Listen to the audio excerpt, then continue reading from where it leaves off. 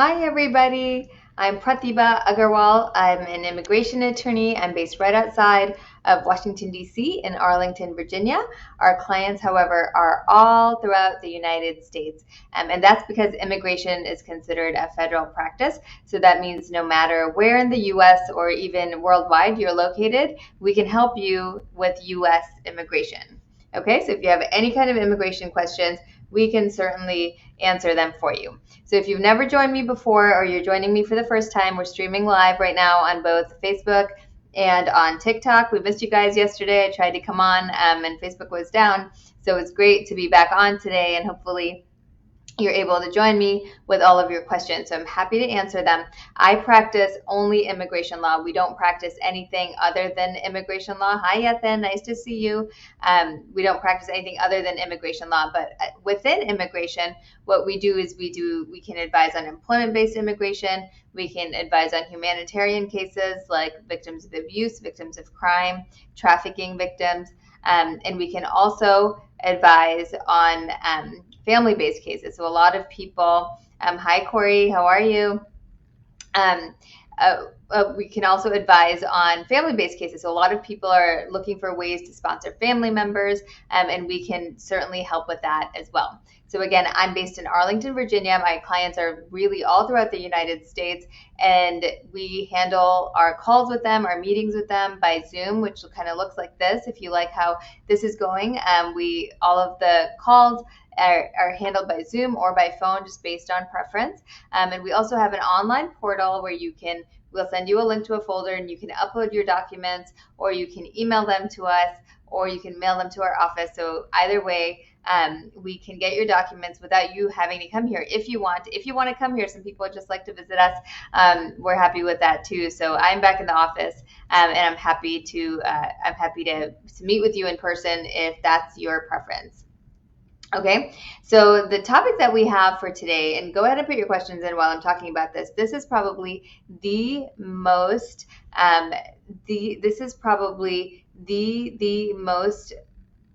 common question that I get. Okay, this is one of the most common questions I get. My case is taking forever. What can I do to speed it up? Yeah, my case is taking forever. What can I do to speed up my case? So there are certain applications that are eligible for expedited processing. Okay, there's only certain applications that are eligible for expedited processing, or premium processing, I should say.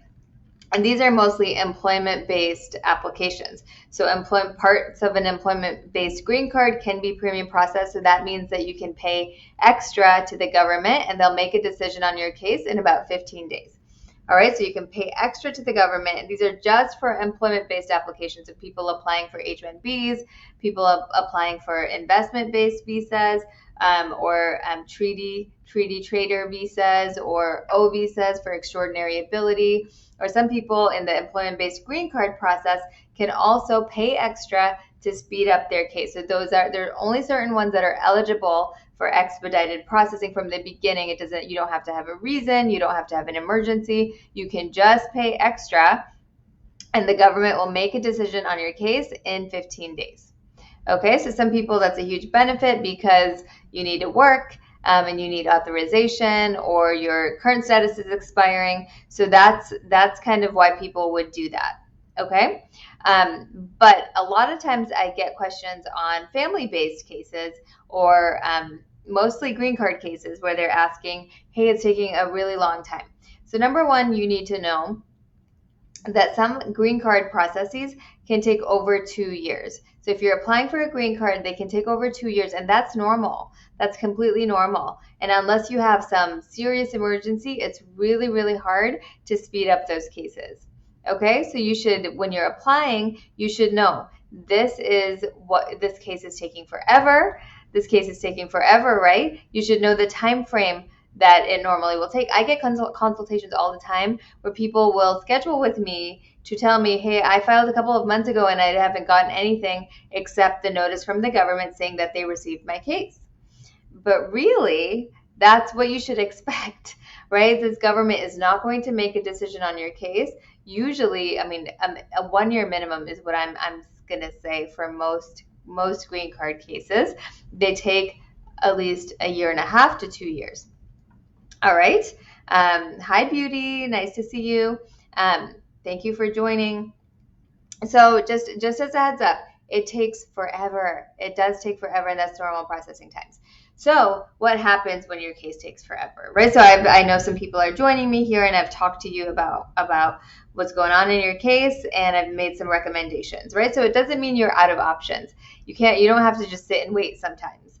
So the first thing I would advise you to do if your case is taking forever is to call, check the processing times. What is the average processing time? Are you even within your average processing times? Okay, so you can check that online. What is the average processing time for your application? And it will tell you. Okay, so the second thing you do is if you're outside of average processing times, you can reach out to USCIS and let them know. Or let's say you have an emergency and you need it expedited, you can schedule an appointment and get it moving, right? We can get it moving if they believe you, if they think your reason is strong enough to warrant them moving a little bit faster. Okay, then another thing we do is we try to contact our state representatives, our state senators, or someone else, right? Or a congressperson that might be able to help push your case along. So that I've kind of had mixed results. Sometimes it's fast, sometimes it's not fast, but it's always worth a try, right? Because it can't hurt. Okay. Hi, Sang. Nice to see you. Thanks for putting your questions in, and I will get to them in a second. I don't have all the time in the world today, guys, because you know what? It's my daughter's birthday, and I want to go to dinner with her and my kids. So I don't have all the time in the world, but I'm going to try to answer all of your questions. Hi, Simon. Nice to see you. Thank you for joining me. Okay. So then we try our state representatives. All right. So let's say the state representatives are, sometimes it's a mixed bag. Sometimes it helps, sometimes it doesn't help, right? But then, so then we try to call regularly. We try to email. We keep a log of everything that we do. So if you have a case pending for a long time and you're making inquiries, keep records of everything that you do to try to get that case moving along, and keep a copy of the email that you send, keep a copy of letters that you send, keep basically a kind of a summary of phone conversations that you've had, right? Keep all of that. So then let's say it's been months, it's not moving along, right? So then what we do is we can sue the government, right? We can sue the government because the government is required to make decisions in a reasonable amount of time. So if it's been way too long and your case is stuck in administrative processing, or you're not getting a decision, or you're way outside of normal processing times, then we can suggest that you sue the government. So what you're doing at that point is forcing the government to make a decision on your case. Okay, you're forcing the government to make a decision on your case. So number one, you should talk to a lawyer to make sure that your application is strong. If you submitted it yourself, you might want to talk to a lawyer to make sure that your application that you submitted is strong, because what you're doing is forcing a decision, not a good decision, right? If you have a bad application, it might actually make sense for you to just wait, because you might be able to get work authorization for a little bit longer. If there's a 50-50 chance or a likelihood of denial, then it might make sense, right? It might make sense for you to just wait, because you're getting certain benefits by having a pending application. That's a strategy move, though, okay? That's a strategy move.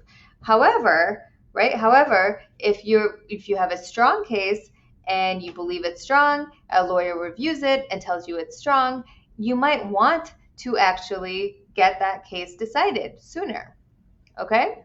So we can certainly help with that. So what we do is we sue the government.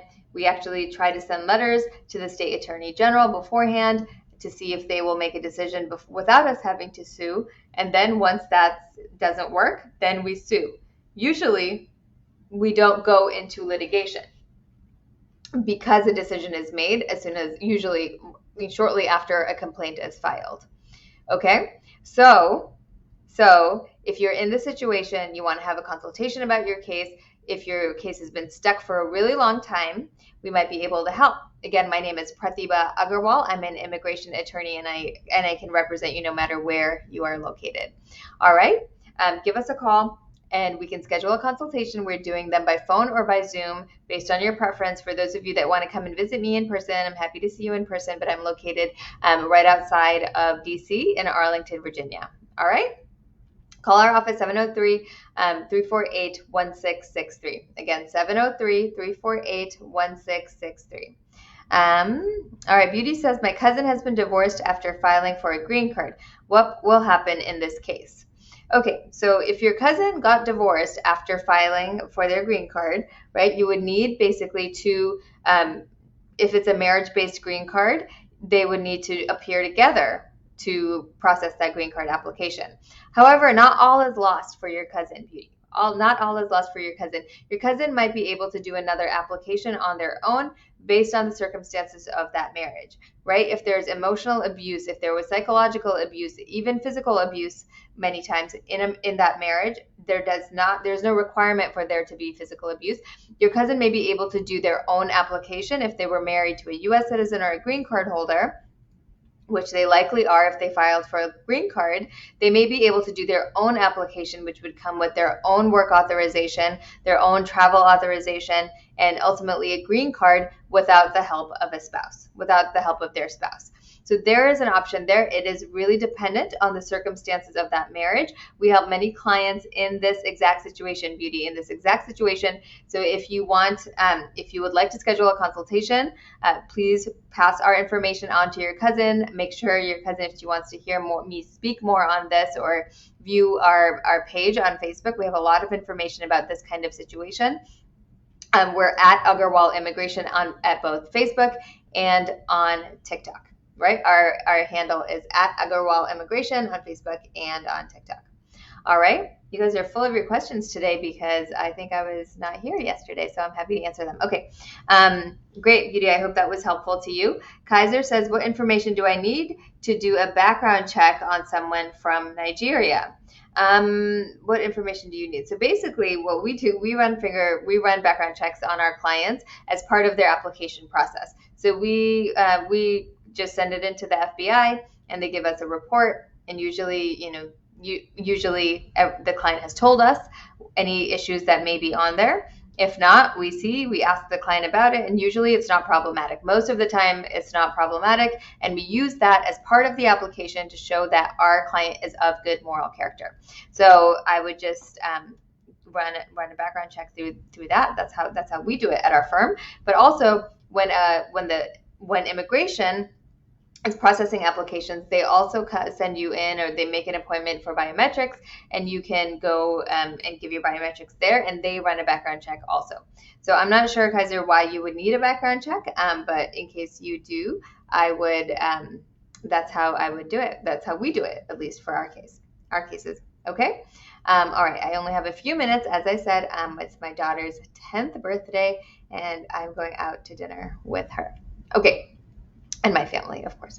All right, so the question here. Hi, Wiki. How are you? Wiki says, how long does it take for a sibling to sponsor you who's a citizen? So that depends on which country you're from, right? So the way you can tell what the processing times for this, what the wait time for this is, you can Google it. Google it for Google Visa Bulletin, right? Google Visa Bulletin. It's updated every single month, and it will tell you based on which country your sibling is located, what application they're currently processing. So then you have a sense of how long yours will be. So right now in some countries it could be 15 years, 17 years, depending on where your sibling is from. If you're a U.S. citizen and you're sponsoring a sibling, there's almost always going to be a wait time. Just as a heads up, there's almost always going to be a wait time. It's not a visa, a green card is not available right now.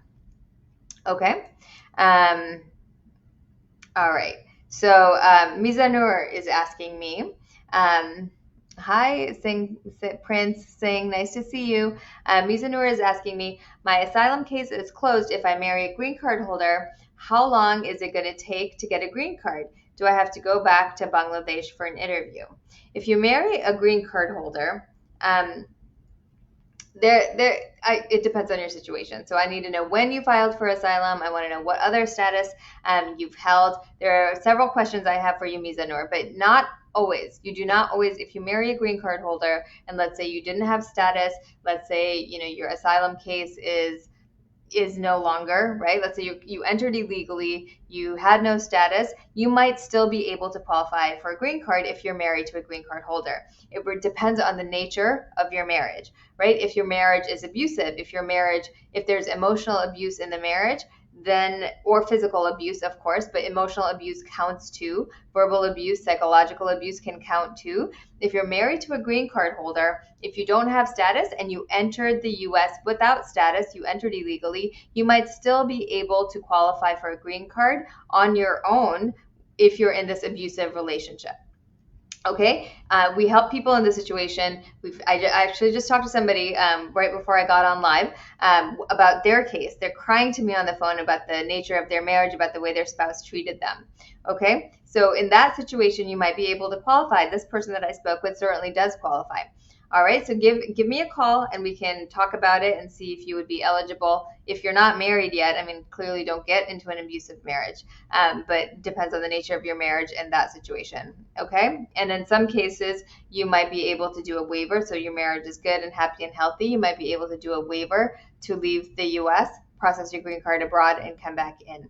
But clearly, there are several options, and there might be one that is really good for you. Okay, give us a call for a consultation, 703-348-1663.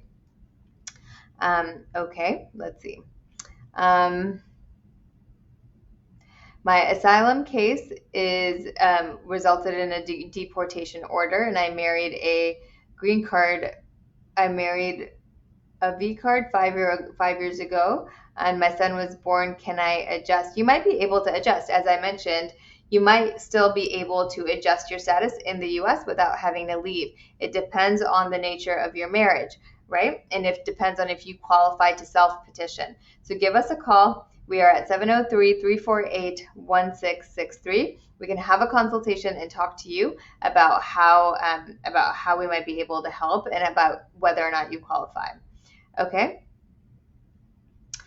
Chubby Cheeks says, hi, how long after you put in for a green card will you receive it? Usually it's about 2 years, but there are different ways to apply for a green card, right? So depending on the way you applied, or the basis of your green card application, the time frame could be different. So I'm going to say about 1.5 to 2 years, but depends exactly on the type of green card that you applied for. Okay.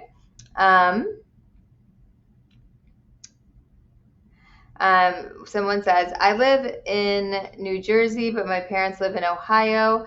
Can I use their address for a green card application? You should use your own address because that's where the interview will be scheduled.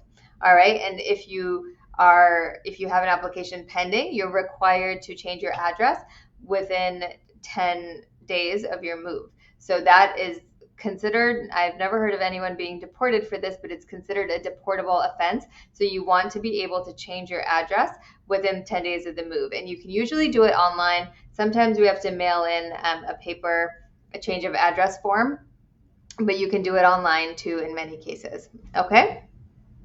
All right, guys, I wish I could stay longer and chat with you some more. Unfortunately, I do have to go. I see a lot of questions here. Thank you for them, and thank you so much for joining me. I will be live again, and hopefully you can join me again and put your questions in, and I will be more than happy to answer them. If you want to call us for a confidential consultation, please call my office, 703-348-1663. We're doing them by Zoom or by phone, and even in person if you want to come and visit me in person in Arlington, Virginia. Okay, I hope everyone has a wonderful evening, afternoon, and I will see you soon. Okay, bye everybody. Thank you for joining.